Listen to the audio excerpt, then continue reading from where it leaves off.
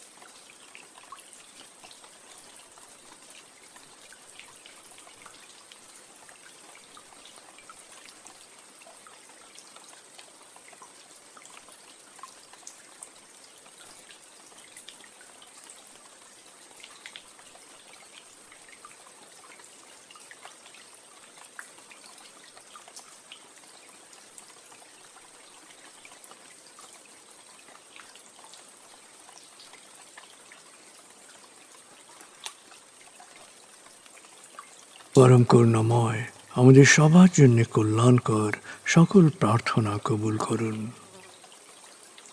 আমিন।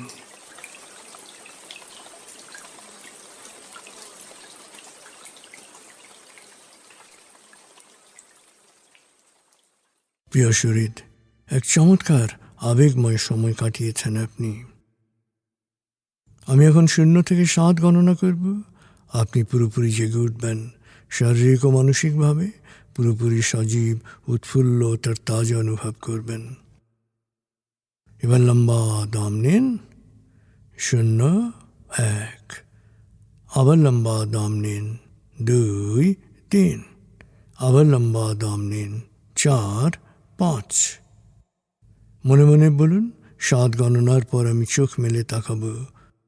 আমি পুরোপুরি জেগে উঠব, শারীরিক ও মানসিকভাবে পুরোপুরি সজীব, উৎফুল্ল, তার তাজা অনুভব করব। লম্বা দম নিন। 6, 7। চোখ মেলুন। আস্তে আস্তে মাথা ও ঘাড় নাড়ুন। পা টান টান করুন। হাত নাড়ুন। জোরে বলুন, বেশ ভালো লাগছে, বেশ বেশ ভালো লাগছে।